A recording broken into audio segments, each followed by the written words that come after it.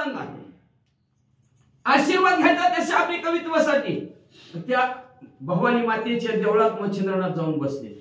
एक नाही दोन नाही 7 दिवस मच्छिंद्रनाथ बसले देवी समोर आणि 7 दिवस सर्व मंगल मंगले शिवे सर्वार्थ साधिके शरण्ये त्र्यंबके गौरी नारायणी नमस्तुते नमस्तुते नमस्तुते हा मंत्र 7 दिवस मच्छिंद्रनाथ म्हणले तवा तेने जागृत मैच मदिनी वगोले पयाला गोणी बाले कोण कामना मनी वेदनी ते मज सांग.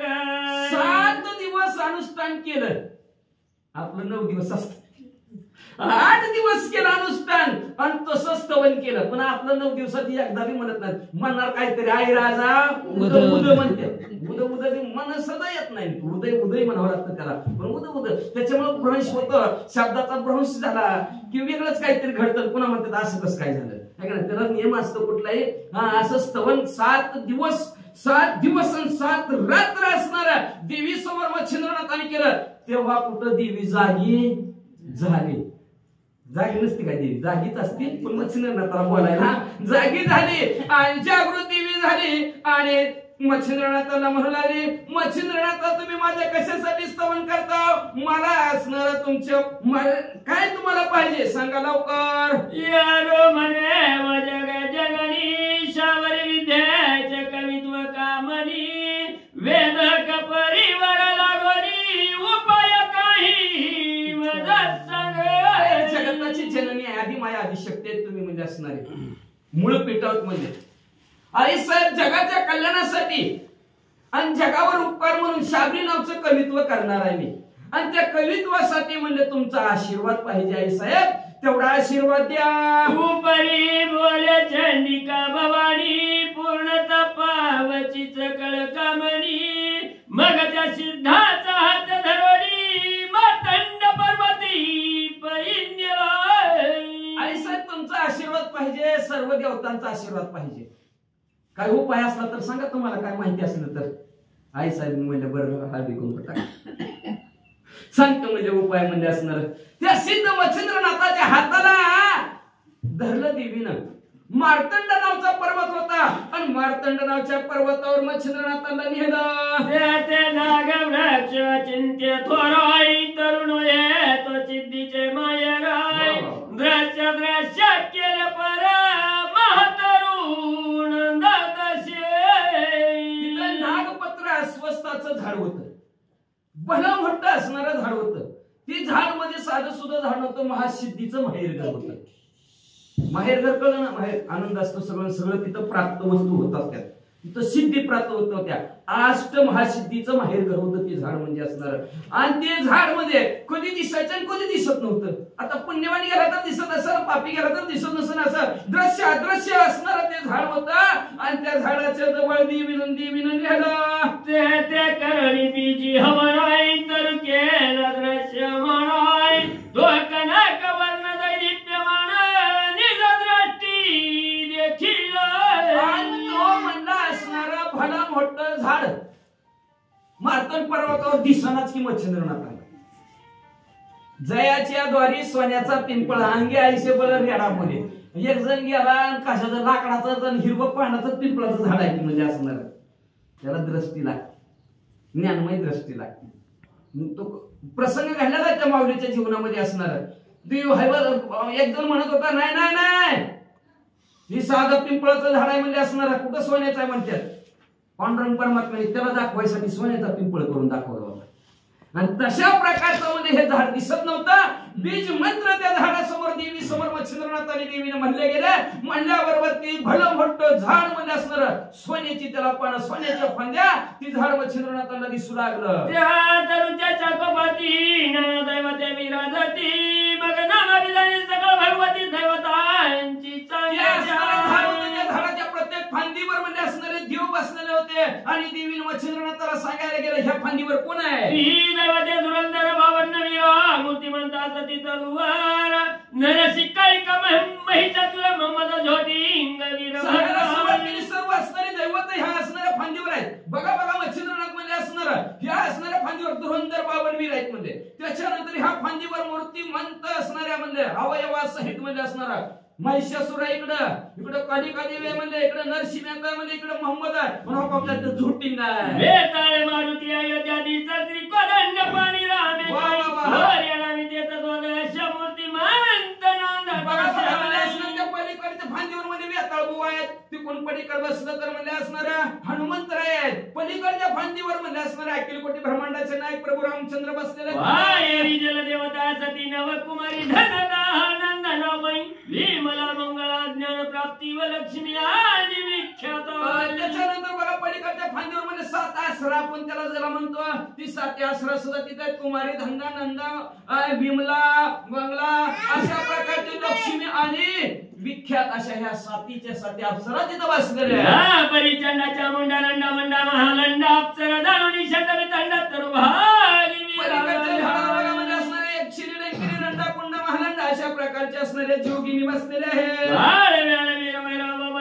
सिद्ध भैरव रुद्र ईश्वरी गण भैरव अष्ट भैरव हे तिकडे काळ भैरव आहे म्हणजे असणारा इकडे म्हणजे असणारा सिद्ध भैरव आहेत 8 भैरव आहेत बरं का त्याच्यात आपल्याला 1-2 भैरव माहिती त्याच्यात सोनालीचा काळ भैरव बाकीची तर माहितीच नाही ती अशी हे अष्ट भैरव आहेत 8 फांदीवर आहेत या परिचस्त्रास्त्र यामिना दमी तुम्ही कुचित भामिना सातवी ज्वाळाची वर्णना वृक्षावर याच्यानंतर म्हणजे असणारे शस्त्र देवता अस्त्र विद्येत म्हणजे दरिये भूमी कुशित भामिने म्हणजे असणारी 7वी ज्वाळा ही सुद्धा असणाऱ्या सगळ्या झाडावर बसलेले देवता आहे परिचंकिनी डंकिनी यक्षिणी त्या समुच्चया सती 12 जणी अष्टसिद्धी महाप्रकरणी वृक्षावरिणी त्याच्यानंतर शंकिनी डंकिनी यक्षिणी असं त्यांच्या ग्रुपनं 12 जणी बसलेल्या आहेत त्याच्यानंतर अष्टमहासिद्धी ह्या पलीकडच्या फांदीवर आनंदाने राहतात प्राप्ती प्रकाम्यानी मागरी माईशित्व वसित्व प्रतिमा महिमाई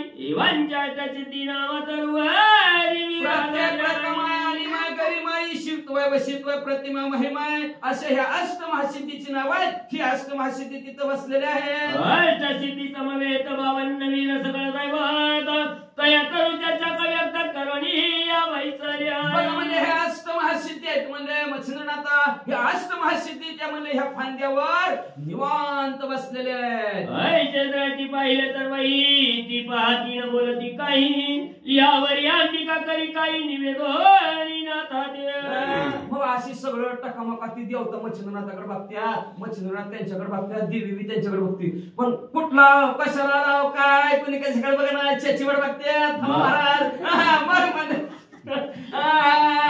मग म्हणजे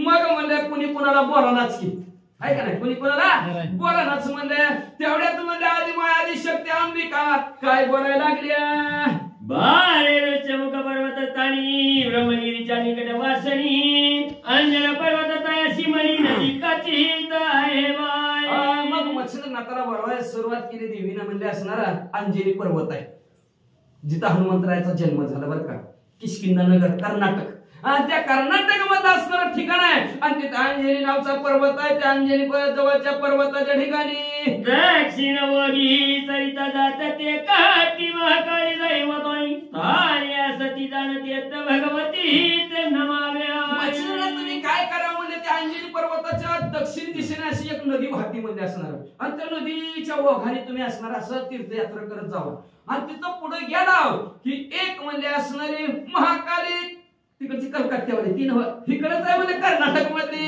आणि ती महाकाली तिचं असणार दर्शन घ्यावं पुढे दक्षिण पंथी चरिता पात्र जावे निवृत्ती परी बाते ते पुंड्याचा तित्वय भरीत महाराजा मग तुम्ही त्या देवीच्या दर्शनाला जाणार देवीच्या दर्शनाला जाता जाता तिथं 700 कुंड आहेत ती कुंड म्हणजे कळत रांजण आपल्या भाषेत म्हणा की 700 रांजण आहेत आणि ती 700 रांजण म्हणजे गरम पाण्याने भरलेले आहेत श्री गणेशाय नमः श्री सरस्वती नमः श्री सद्गुरुभ्यो नमः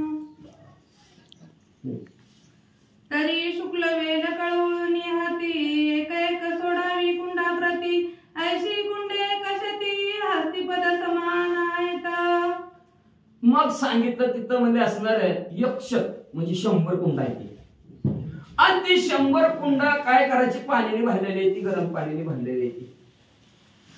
मग काय करायची, एक वाळलेलं लाकूड हातामध्ये घ्यायचं मच्छिंद्रनाथ तुम्ही, आणि एक हाच तो पाला एवढी असणार ती लाकड घ्यायचे, हाता एवढं घ्या असं म्हणले असणार, आणि वाळलेलं लाकड घ्यायचं आणि प्रत्येक असणाऱ्या त्या कुंडामध्ये टाकायचं.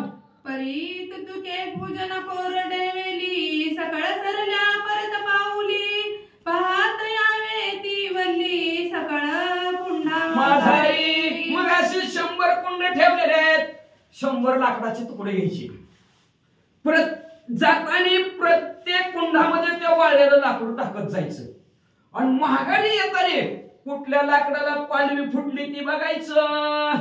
जया कुंडात सजीव वेल, तया दृष्टी गोचर होईल, तया कुंडी स्नान वाहिले, करून जीवन प्राशिजे. मग महागारी येत असणारा ज्या वाळलेल्या लाकडाला नवती फुटलेली आहे, सजीव म्हणते त्याला, सजीव झाड म्हणतात, म्हणजे नवती फुटलेल्या बघायचं, आणि त्या रांजणातल्या पाण्याने आंघोळ करायची, आणि आंघोळ केल्यानंतर ते पाणी थोडस प्यायचं. पिल्यानंतर ते जीवन प्राशित निश्चित, मृचाईले कमूर्त, ते बारा नामी जपावे आदित्य, मूर्छा माझी असतापय. मग काय करायचं, पाणी प्यायल्याबरोबर 1 मुहूर्त म्हणजे 1.5 तास बेशुद्धपणा येईल तुम्हाला, आणि त्या बेशुद्धपणा जरी असला तुमच्या, तरी त्या बेशुद्धपणात म्हणजे चक्करी, आपल्या भाषेत म्हणतो चक्करी, पाणी पिलं की तुम्हाला चक्करी.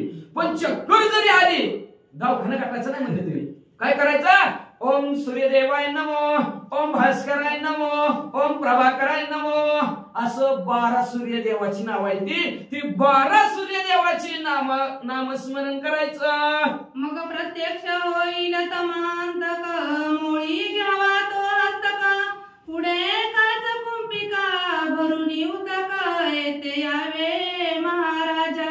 मग काय करायचं म्हणजे, तुम्ही सूर्यदेवाची नावं घेतली की सूर्यदेव तुमच्यावर प्रसन्न होतील, मग तुमची ती चक्कर निघून जाईल, मग सूर्यदेव तुम्हाला कृपा आशीर्वाद देतील.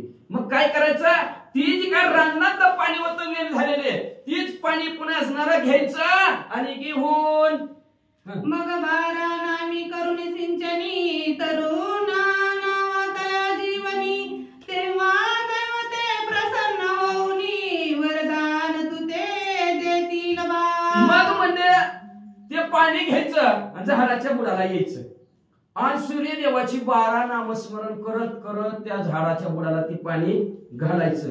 मग झाडाच्या बुडाला पाणी घातल्याबरोबर ते झाडावर जी काय आता मग अशी नावं घेतलेली सर्व दैवत आहेत, ती सगळीच्या सगळी दैवत मच्छिंद्रनाथ तुम्हाला प्रसन्न होतील. परी एक वेळा न घडेसे, खेपा घालाव्या क्षणमास, एक एक दैवत एक खेपेसा, प्रसन्न होईल महाराजा. मला सोपं काम आहे काय, आज मला घातली की उद्या महाराज म्हणाला सगळ्यांनी पाया पडावं. तुका म्हणे येते नाही चालत, तातडी परमार्थात करावी, तातडी परमार्थाची, परमार्थ तातडी करावं, पण परमार्थात आल्यानंतर कधी ते होईल, त्याला थांबावं लागतं, विश्रांती विसावं लागतं.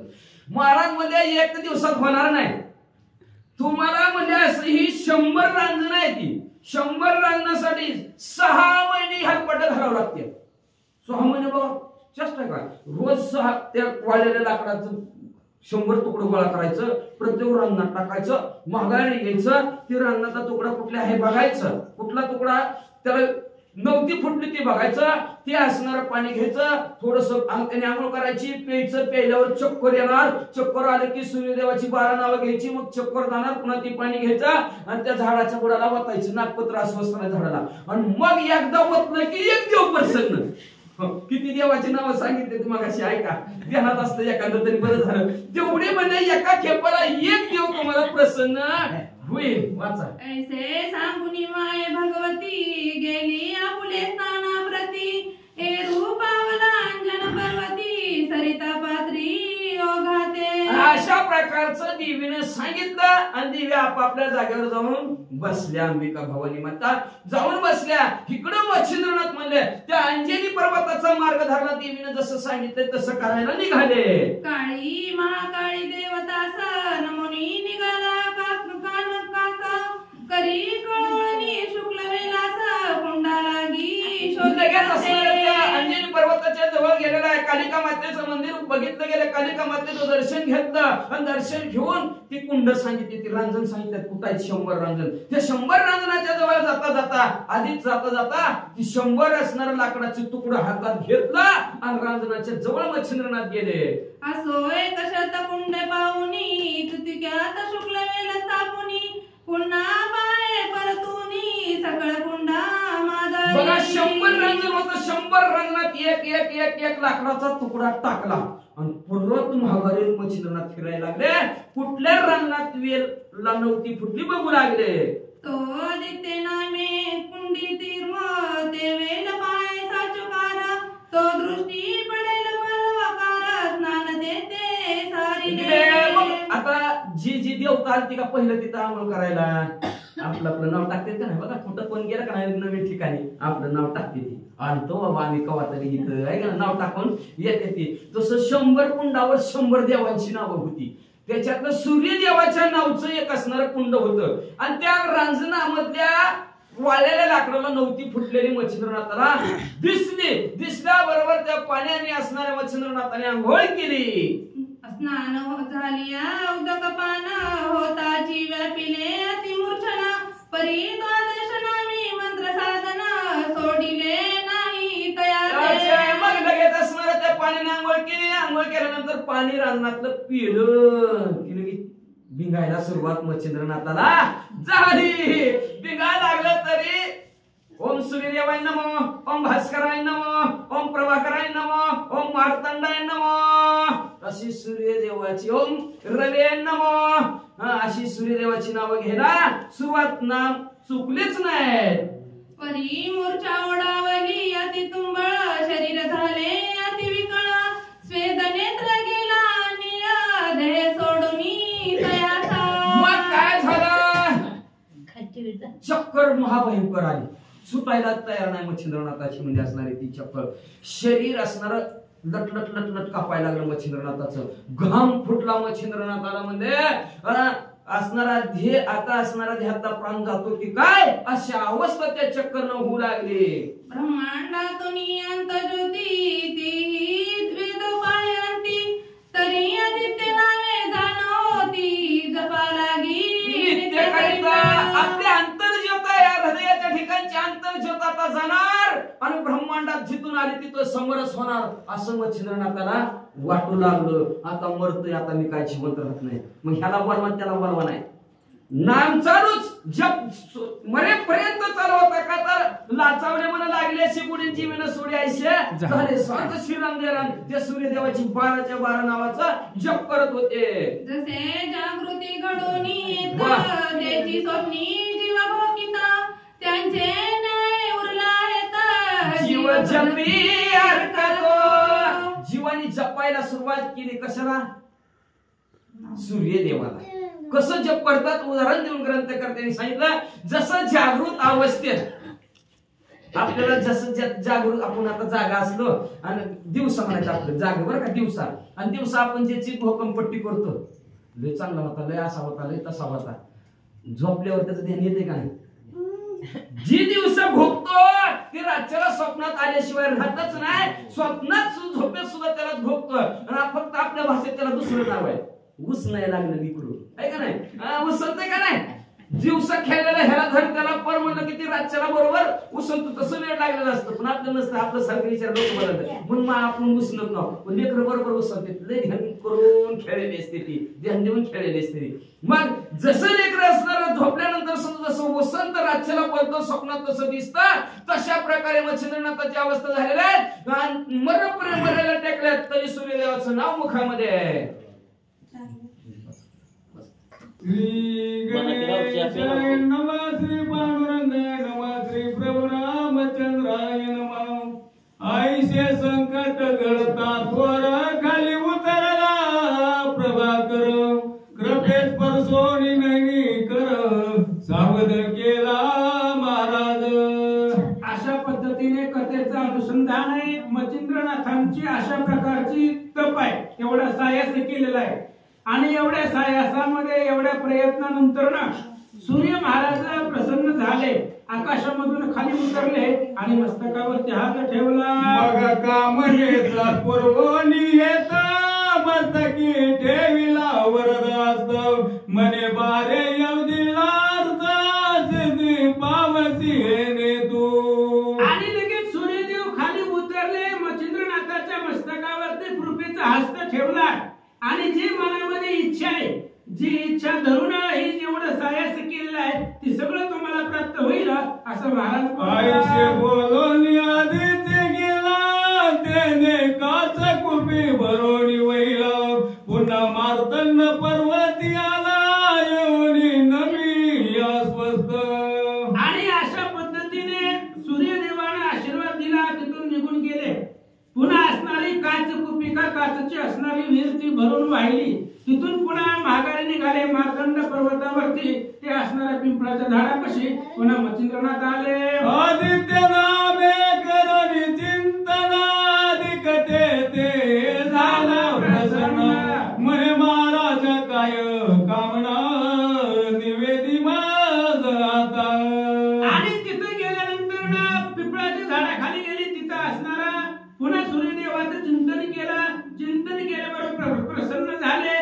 पुढे असणारे मूर्तिमंत उभा राहिले आणि महाराजांनी विचारलं मनात काय इच्छा आहे सांगा.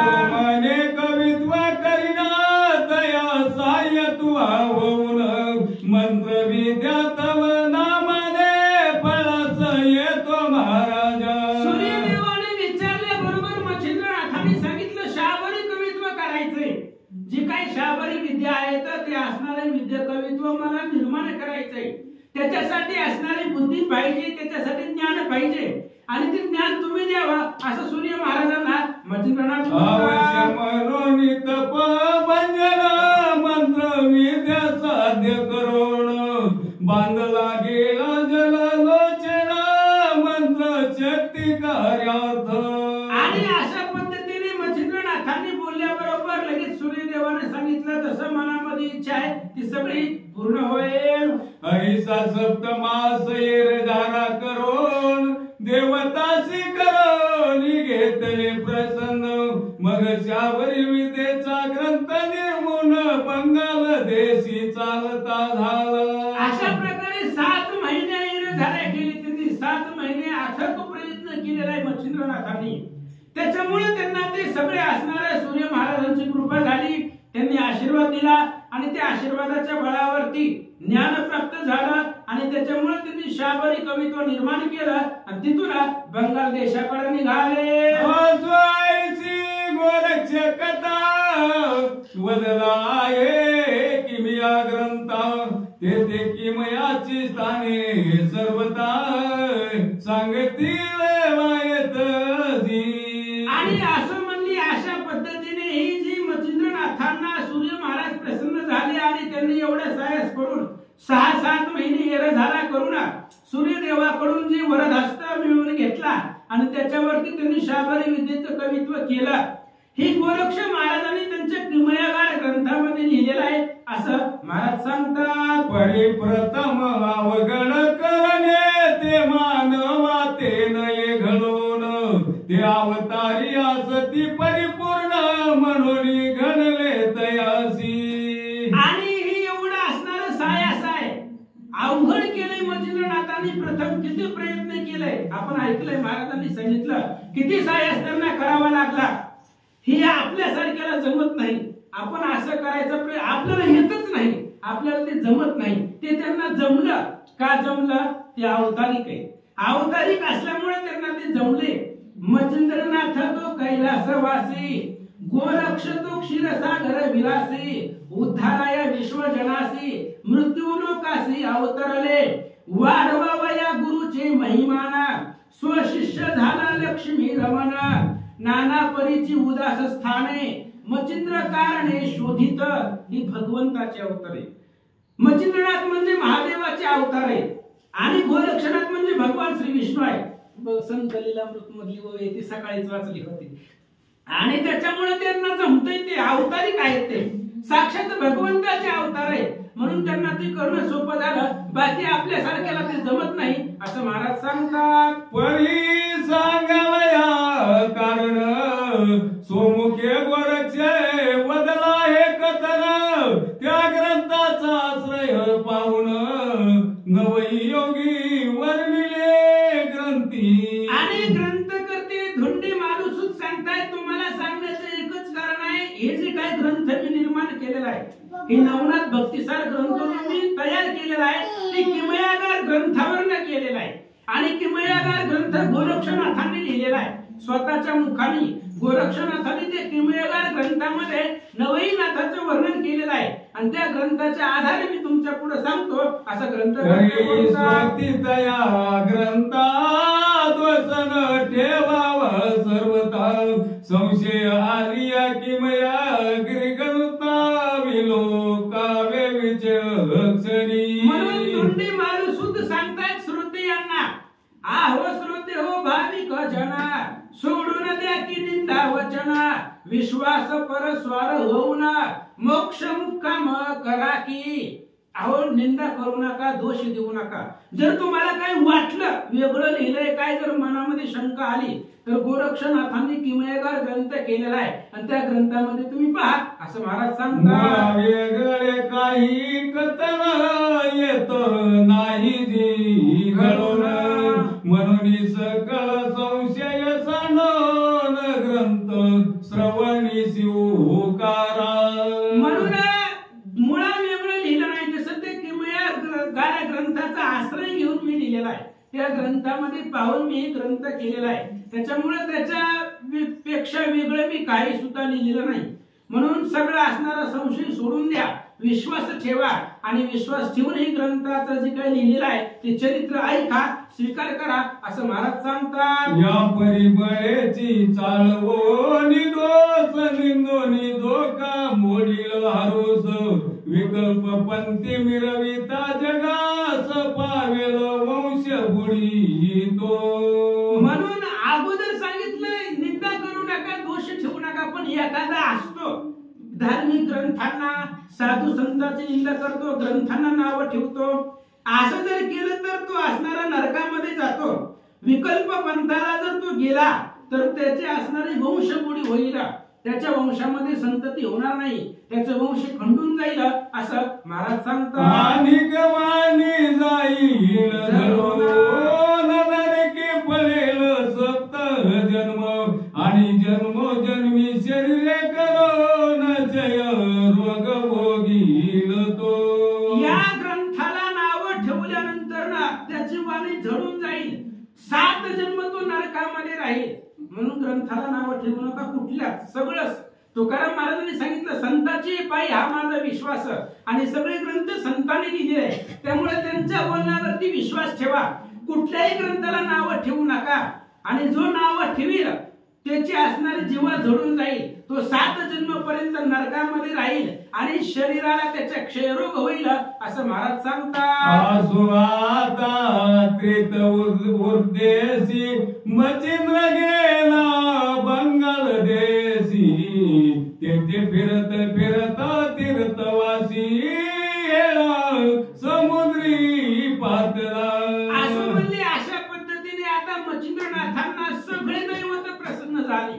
जेवढी जेवढी दैवत आहेत ती सगळी दैवत त्यांनी प्रसन्न करून घेतली, एवढं सायास करून. आणि तीर्थाचा उद्देश मनामध्ये धरून पुढे तीर्थ करण्यासाठी बंगाल देशाकडे निघाले. देशी चंद्रगिरी ग्रामात तेथे नरसिंहाचा झाला जन्म सुराज पिता विप्रो उत्तम कृती देवी कुशी झाला तो. आणि तिथे गेल्यानंतर ना चंद्रगिरी नावाचं गाव आहे, तिथे नरसिंहाचा जन्म झालेला आहे आणि त्या नरसिंहाचे वडील सुराज आहेत आणि पृथ्वीका देवी त्यांच्या आई यांच्या पोटाला नरसिंहाचा जन्म झाला. तेथे जाऊन नाथ सहज भिक्षेची हिंडता गावात तो तेथे भविष्य उत्तर कथेत काय म्हणतले ते ऐका. असं म्हणले. असंच ते असणाऱ्या गावामध्ये निघाले होते भिक्षा मागण्यासाठी. सहज जायचं असणारी भिक्षा मागायची या उद्देशानं दारोदारी त्या गावामध्ये जात असताना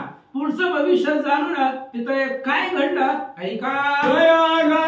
गौण ब्राह्मण सर्व पदयाळ तया नाम वचिष्ठ गोत्री आचार्य सकल धर्म वाढितो. आणि त्या गावामध्ये एक असणारा ब्राह्मण होता, त्याचं नाव असणार होतं सर्वोपदया, दयाळपती असं त्याचं नाव होतं. तो वशिष्ठांच्या गोत्रामध्ये होता असं सांगतात. आदि तपन यजन याजन स्नान संध्या माझी निपुण, तयाची कांता गुण उत्तम सरस्वती नामे मिरवतसे. आणि तो ब्राह्मण अतिशय असणारा आचरणशील होता. यजन याजन तपन करणं स्नान संध्या वगैरे सगळं आपलं सगळे व्यवस्थित कर्म करत होता. आणि त्याची पत्नी होती, अतिशय सुंदर होती, सरस्वती तिचं नाव होतं. सदा सुशील लावण्य खाणी की नक्षत्र पाती विराजे मांडणी, वाटे कामईचा धरोनी मणी ते येवणी बैसला. आणि त्याची असणारी पत्नी सदा असणारी सुशील होती, लावण्य खाणी होती, तसे असणारे नक्षत्र असावेत अशा पद्धतीने तिचं स्वरूप होतं. अशा प्रकारे सांगतात की स्वर्गी मेघाचे मंडळ पाही ते तोनी चपळा उदया येई, ही आर्क हो निग्रही गोसावी तेज भिक्षा मागतसे. किंवा स्वर्गामधून वीज चमकावी, वीज चमकल्याबरोबर प्रकाश पडतो तसा प्रकाश त्या सरस्वतीचा होता. किंवा सूर्यच घरामध्ये भिक्षा मागायला यावा एवढं स्वरूप त्या सरस्वतीचं होतं. जे जे आदर पवळ देटी दिवज विराजिते वरती ताटी, जैसे रत्न येमी शेवटी स्वतेजेत गटी मिरवितसे. आणि त्या सरस्वतीच्या मुखामध्ये दात होते, ते दात चमकत होते. ती बोलायला जरी तिने तोंड उघडलं तरी दाताचा प्रकाश पडत होता. आणि दात म्हणजे जसं हिरे असावे तसे तिचे दात दिसू लागले. बाल विशाल स्वर्ण याजन कुमकुम रसे शोभले गण, मुक्त नक्षत्र कबरी संगीन चंद्र बेजोरावी जाविराजावी, नासिक सरळ कृती ते सुक्ती का रत्न यम गोष्टी, मुक्त नळे जैसे हो गबस्ती, नासिक पात्री विराजले. कर्णबिंदी वलयाकृती यम गुमगुटी ढाळ देती, रत्न ताटके नक्षत्रपाती करू शक्ती पातले, आसवायची श्रंगार खाणी सकळ संपत्ती नटली कामिनी, रूपवंती सकळ गुणी जगा माझी मिरवतसे. आणि अशा प्रकारे लावण्याची खान असणारी ती सरस्वती होती, सर्व गुण संपन्न होती. शृंगारामध्ये रत्न असावे, शृंगाराची खान असावी अशा पद्धतीने ती सरस्वती होती, जिचं आता वर्णन एवढे असणाऱ्या 5-6 मध्ये महाराजांनी केलं ग्रंथकर्त्यांनी. एवढी सुंदर ती सरस्वती होती असे नाथांना दृष्टीनं पाहिली. परी उदरी नाही संतान परम, त्याने उचंबळून योग काम, नगडे आवडे धंदा धामाश्रम, सदा वियोग बाळकाचा. आणि एवढी असणारी सुंदर ती सरस्वती होती, दयाळपती तिचा असणारा पती होता. दोघं आनंदाने राहत होते त्या गावामध्ये.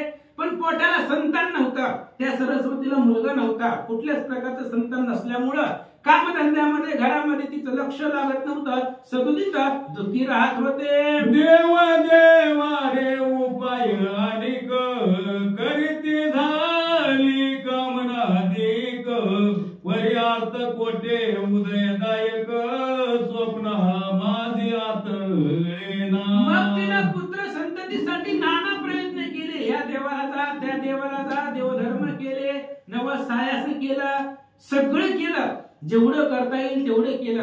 पण कुठल्याहीच प्रकारनं आपल्याला पुत्र संतती होत नाही, त्याचं दुःख तिला वाटू लागलं.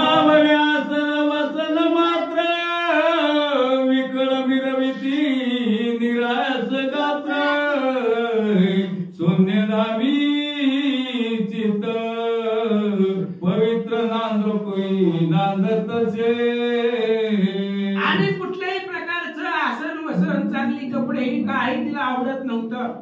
कारण संतती नव्हती, संततीचं दुःख मनाला खात होतं, तिच्यामुळं तिच्या मनामध्ये संततीशिवाय दुसरा विचार नव्हता आणि मुलबाळ नसल्यामुळे घर कामामध्ये तिचं लक्षही लागत नव्हतं, म्हणून दुःखी राहायचे. प्रपंच मानिती अति जैसे दीपाविन शून्य सदन की सकळ स्वरूपी दारारण परी नाशिकहीन मिरवतसे.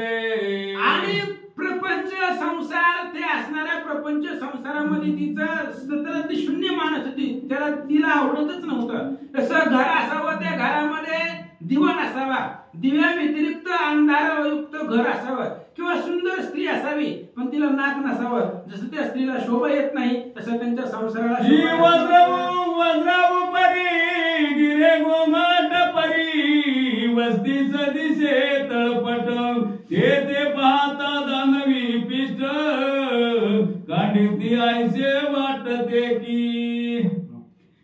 दरुविनारण्य कर्कस की सरिता विन जैसा विरस मग ते शनक पशु मात्रास भयंकर दरी वाटतसे. किंवा वन असावं आणि त्या वनामध्ये झाडच नाही तर त्या वनाला काही सुद्धा किंमत येत नाही. नदी असावी, तलाव असावं पण त्याच्यामध्ये पाणीच नाही तर त्यालाही किंमत नाही. तशा पद्धतीने त्यांचा संसार होता. की शरीर चांगलं पण परिधानिले वस्त्राचे भूषण किरी चतुष्कंदी सेवा दर्शन सुगम काही वाटेना ते शरीर ग्राणावीन आप्त वर्गाते वाटेहीन तेवी सर्व उपचार कांते लागून संसारहीन वाटत असे.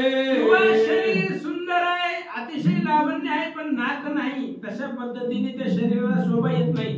तसा त्यांचा संसार, त्या असणाऱ्या संसारामध्ये त्यांना पुत्र संतती नसल्यामुळं शोभाही येत नव्हती आणि त्या सरस्वतीचं मनही लागत नव्हतं. आईशी असता भावस्थिती ग्रही दर्शिनी योगे मूर्ती नातमची इंद्रांगना प्रती आदक्षे सवाल वदतसे.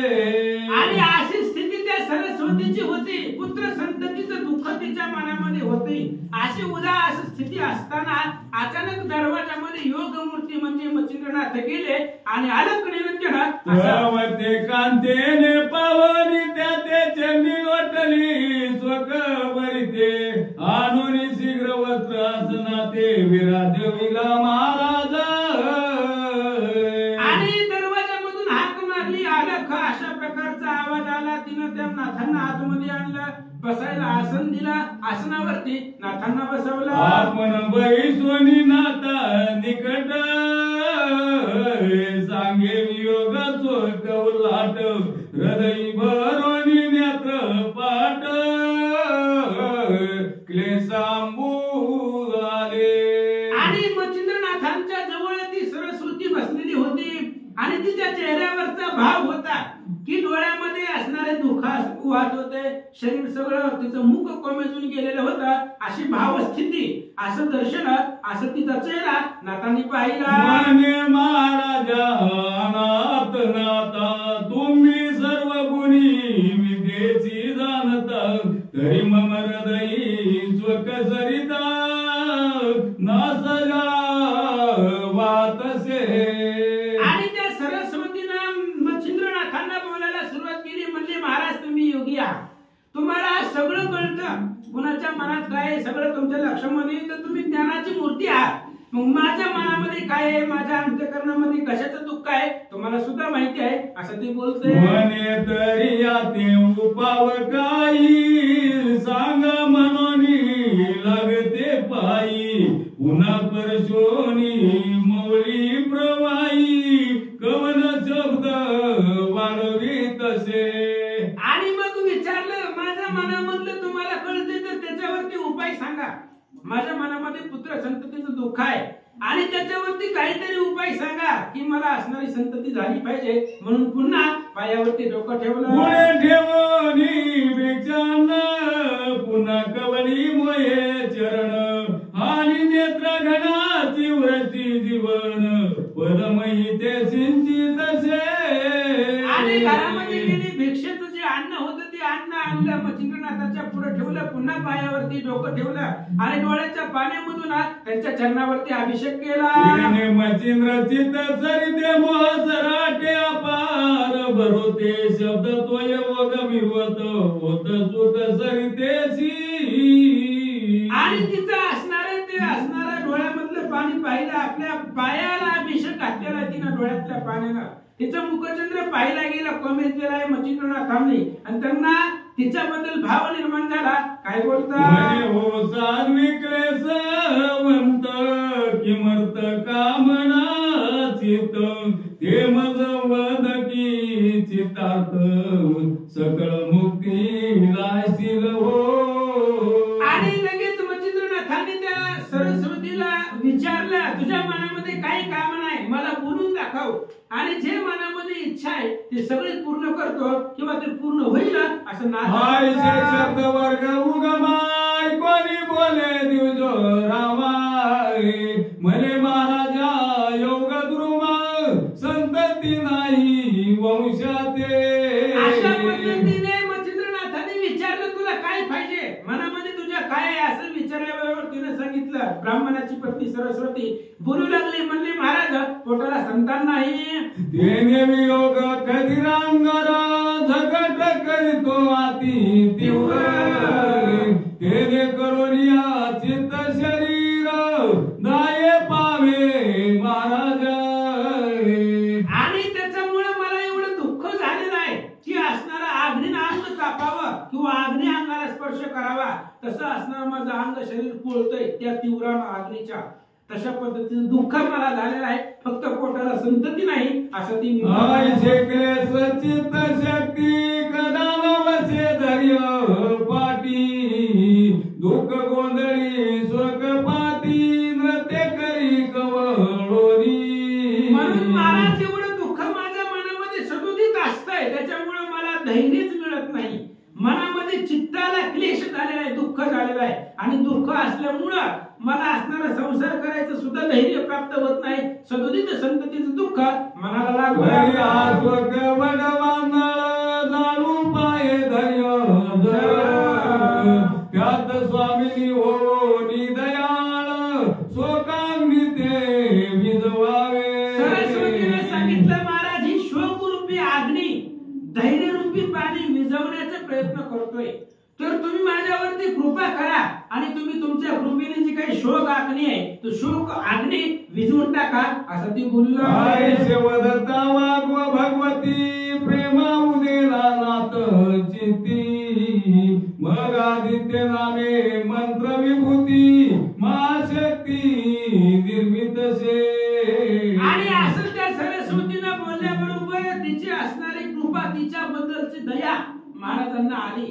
म्हणून आपलं दुःख जे आहे ती साधू संतांना सांगावं, कुणालाही सांगत बसण्यापेक्षा आता तिने किती प्रयत्न केले, सायास केले, पण मच्छिंद्रनाथापाशी दुःख मांडल्याबरोबर त्यांना कृपा आली. हनुमंत म्हणे रायासी दुःख निवेदावे साधूसी ते तात्काळ तयासी उपायासी योजिल.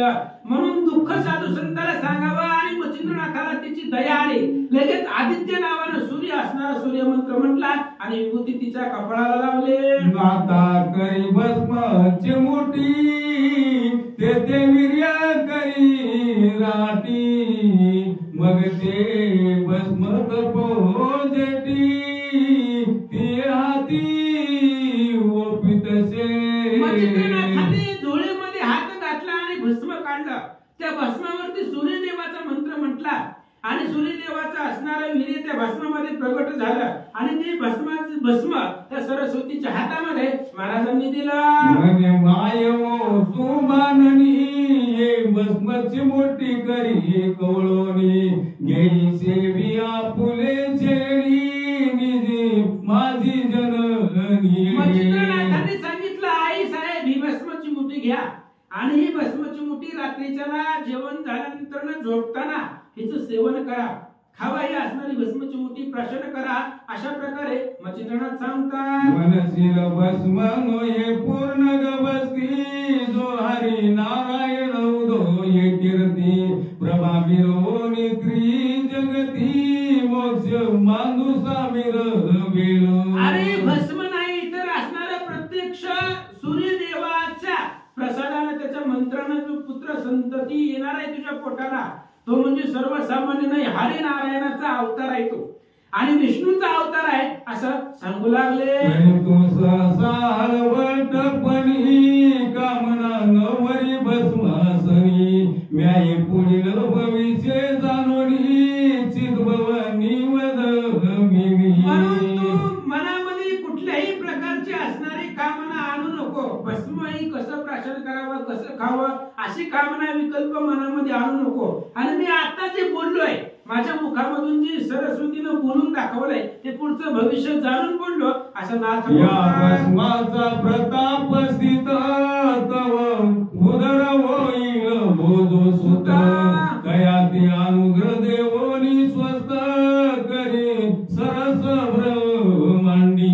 या भस्मापासून जो तुला मुलगा होणार आहे त्या मुलाचा गुरु मीच असणार आहे. मी त्याला असणारा अनुग्रह देणार आहे आणि या ब्रह्मांडामध्ये सृष्टीमध्ये त्याला जगतामध्ये त्याला श्रेष्ठ करील असं महाराज बोलतात. स्वत मने माय सकळ शेतीचा होईल राय जैसा खरी नक्षत्रमय शशी नाथ मिरवेल. आणि तो मुलगा म्हणजे सगळ्या सिद्धीचा राजा होणार आहे. त्या तुझं होणाऱ्या तुझ्या मुलापाशी सगळ्या मंत्र सिद्धी त्याला प्राप्त करून देणार आहे मी. तो मुलगा म्हणजे प्रत्यक्ष आकाशामधला चंद्र असावा तशा पद्धतीने तो मुलगा होईल असं मच्छिंद्रनाथ सांगतात. माये ब्रह्मांड भरी कीर्ती रश्मीचे तेज विवरी आणि वंदे होईल चराचरी मानव दानव देवाधिका. आणि आता या भस्मापासून तुझ्या पोटाला जो मुलगा होणार आहे त्याची कीर्ती या संपूर्ण ब्रह्मांडामध्ये होणार आहे.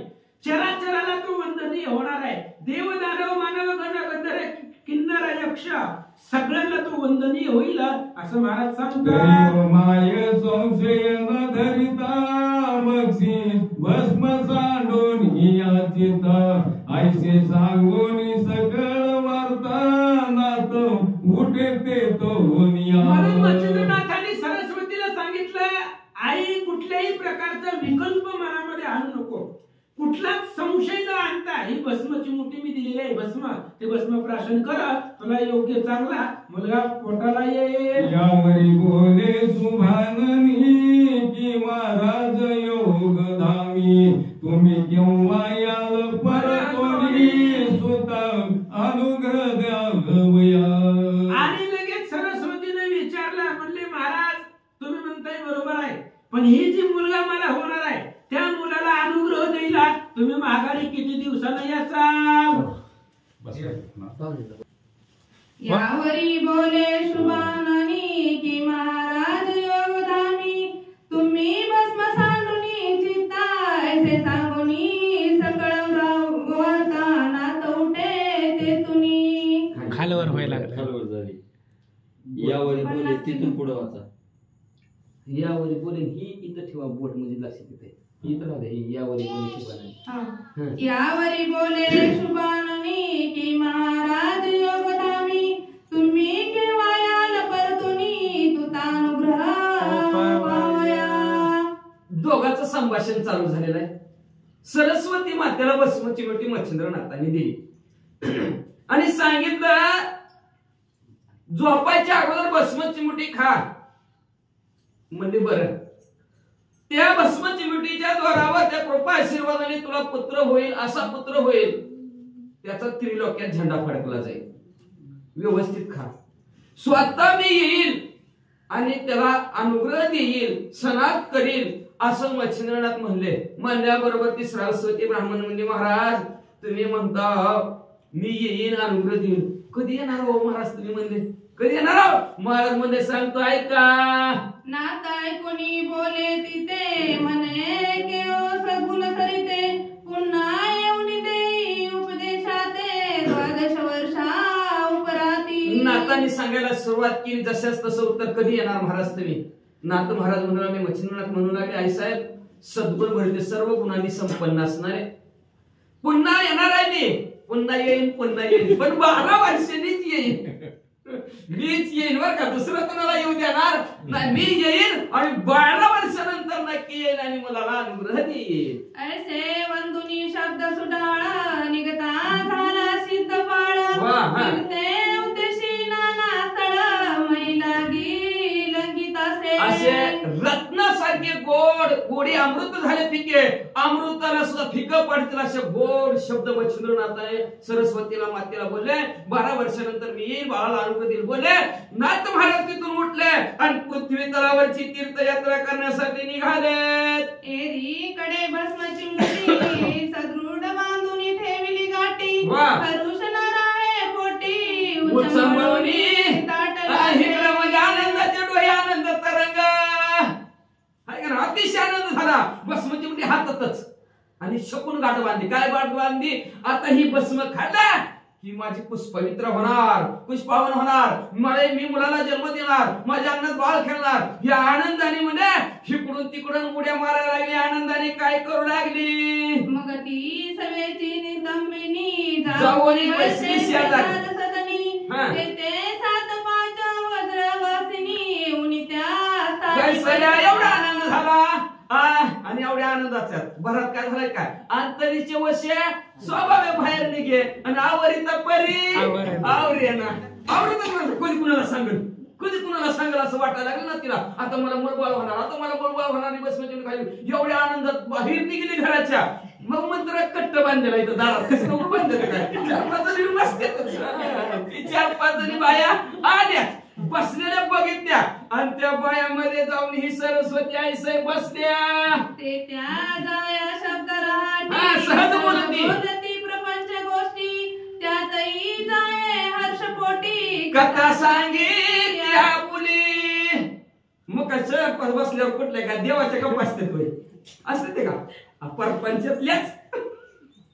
मग दिवस मावाल्याला कळत नाही त्यांना. उगवल्यापासून वाताहानीत बसलेलं आणि उगवलं तरी कळणार नाही. प्रपंचातल्याच गोष्टी आहेत. आमचं असं झालं, तुमचं तसं झालं. अशा प्रपंचातल्या गोष्टी ती 7-5 महिला बसलेल्या करत होत्या आणि ह्याच्यात ती बी गेली. आता सज्जन को सज्जन मिळत दोघ बात, ज्याच्यात मजा मी भेटो मजा जातीचा. आता परपंचातल्या गोष्टी मिळणाऱ्या बाया मिळाल्यावर ही बी तिच्यात गेली आणि ही ज्या परपंचातली गोष्ट काय सांगायला लागली. हा, म्हणे मायो ऐका वचन चित्तशीन झाले संतती विना परी आजाला सर्वार्थ घडून तो श्रवण कुठे म्हणजे ऐका हो, ऐका म्हणजे माझं बोलणं ऐका. काय झालं? माझं जे काय चित्त अतिशय दुःखी झालं होतं. कशाविषयी? मुलबाळ नाही म्हणून.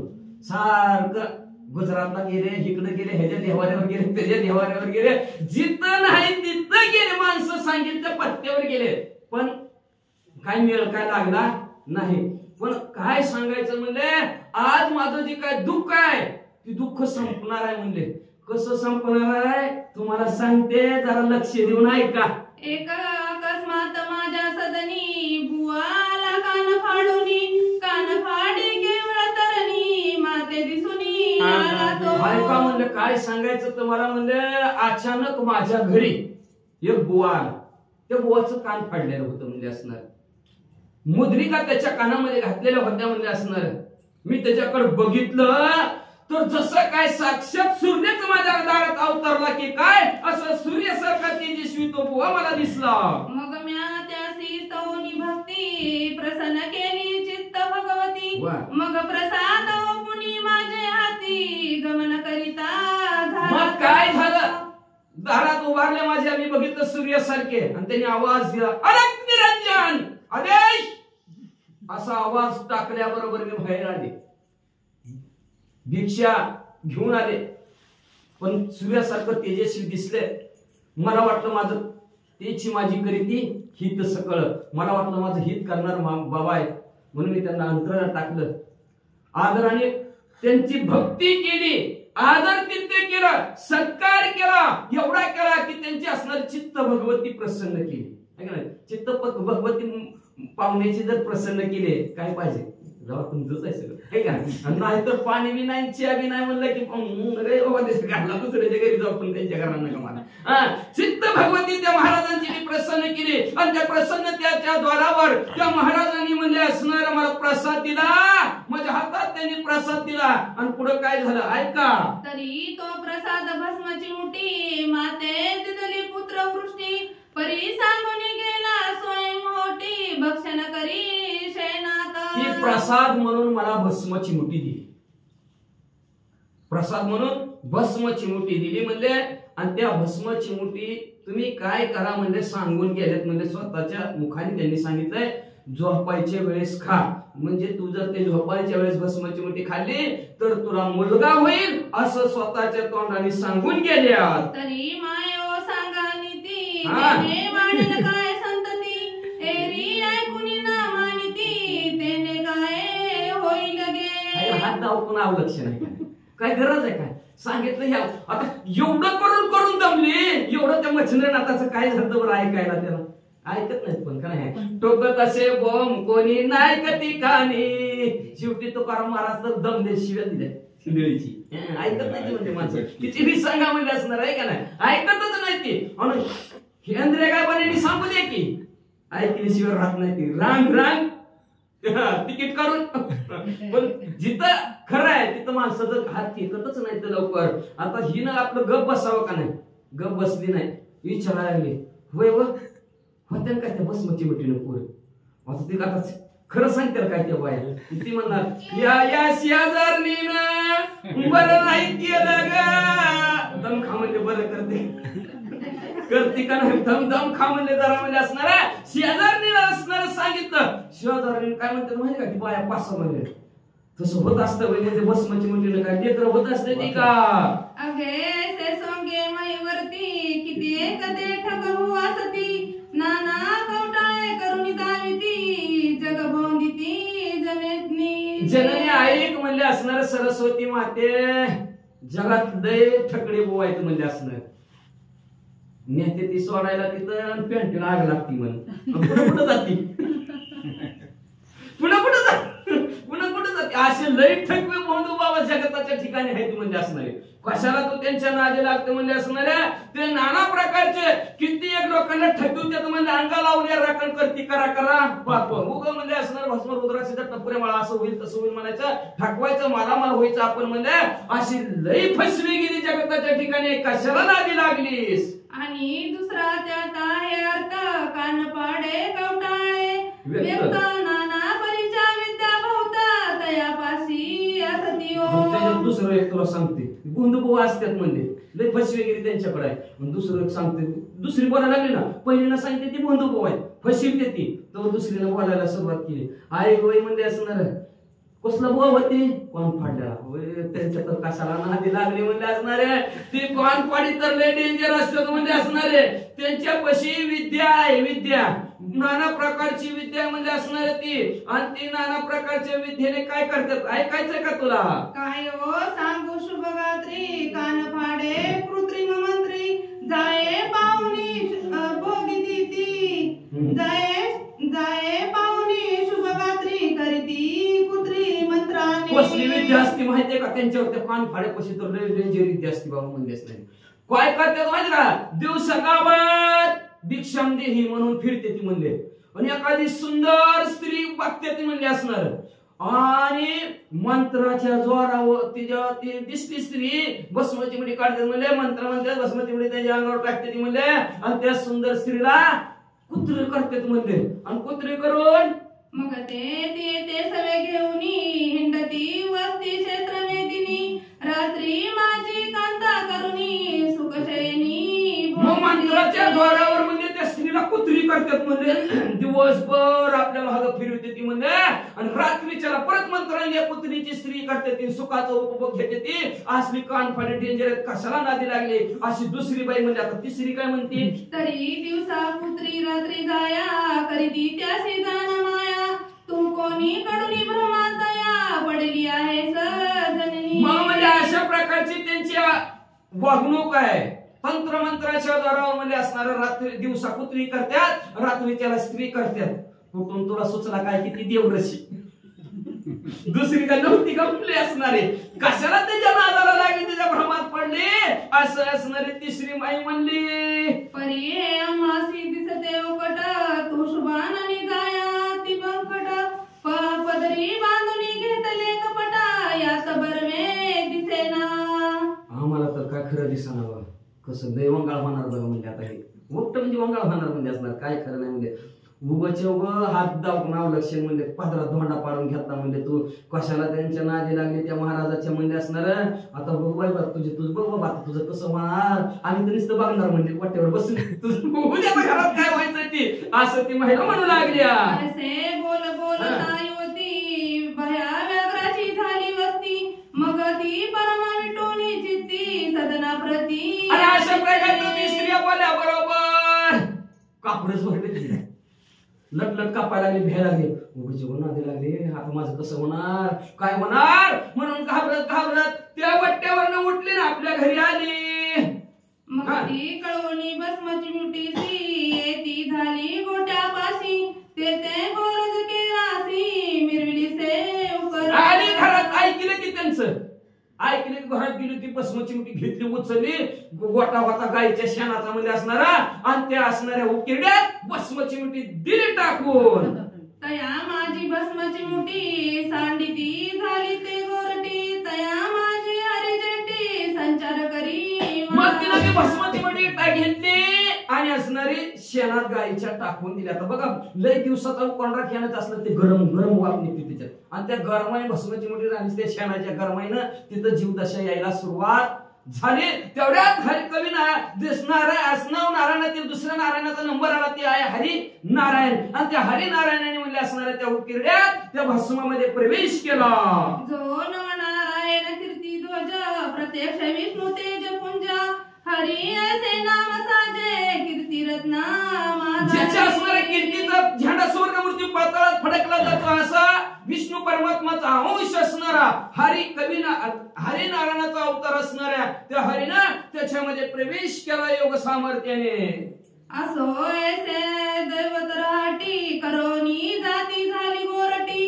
सगनी येऊनी प्रपंच दिटी सदा सर्वदा मिरवी असं अशा प्रकारे द्वैत राहते है का नाही नशिबात होत पण गेलं का नाही शाळा बाजाराचं ऐकून म्हणून ऐकावे जनाचे आणि करावे लोक कशाला असतात फक्त नाव ठेवायलाच असते ती करून करून जमले जमा की तुम्ही कसं कळतंय मग कसं आहे ती जमल्यावर पुन्हा कुठं तरी बसणारच की सावलीला आहे का नाही मग माणसं नाव ठेवते ती आता ह्या माणसाचं ऐकलं नशिबात होतं चांगलं झालं असतं ना बाळ जन्माला आलं असतं उचललं लोकांचं ऐकलं आणि ती बसणार भस्माची मोठी तिने असणारे उघड्यात टाकून दिली गेली आणि आपला प्रपंच जसा होता तसा पहिला प्रपंच असणारे हाकू लागली असो ऐसे कथा सर पुढे निवेदू ग्रंथ सादर तरी श्रोते विरोधकासार पुढील अध्यायी स्वीकारावे असं अशा प्रकाराचा पुढे त्यांचं काय कथा होईल ते सरस्वती मातेचा गोरक्षनाथाचा तिथं कसा जन्म होईल म्हणजे मच्छिंद्रनाथ तिथं येतील 12 वर्षांनी लोक येतील का नाही त्यांना आठवण होईल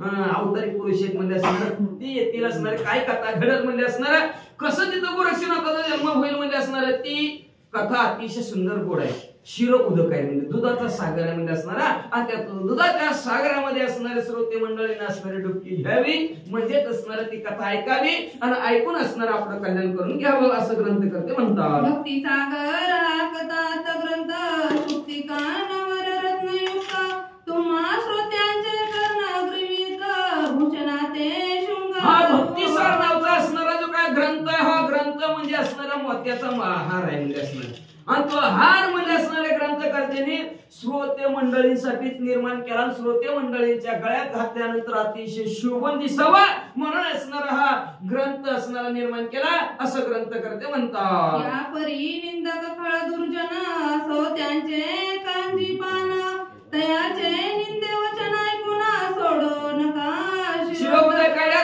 असणाऱ्या अनेक निंदा करणारे लोक असतात खळ असतात दुर्जन असतात दुष्ट असतात म्हणजे असणारा ह्यांची संगतच सोडून द्या म्हणजे असणार उगाच कशाला त्या निंदकाचे असणार निंदकाचं घर असा विषय झाला पुढच्या अध्यात सांगतात निंदकाचे काय महत्व आहे ती पण निंदा वचन बोलणाऱ्यांची असणारी संगत करू नका म्हणजे असणार त्यांचं काय बोलणं ऐकू नका म्हणजे असणार या दूध रूपी असणारा सागर रूपी दुधाचा सागर रूपी ग्रंथ आहे ह्या ग्रंथामध्ये नाहून निघल्याशिवाय म्हणजे ऐकून निघल्याशिवाय राहू नका तुमचं कल्याण होईल असं ग्रंथकर्ते म्हणतात ने नाव ठेवतात त्यांच्याकडे लक्ष देऊ नका धुंडी सुतमालूचे वचन नरहरी वदे जग सुगम भावात गुणी गुंपुण माळ स्वीकारी श्रोत्यासी सुंदर हरिवंशातील असणारा धोंडीचा मुलगा आहे आणि ते मुलगा असणार आहे आमच्या सद्गुरू त्या कृपेने हरीच्या कृपेने असणारी सुगम सुंदर असणारी ही भावयुक्त असणारी गुणाची माळ आहे. ही माळ असणाऱ्या श्रोत्यांनी त्याचा अंगीकार करावा,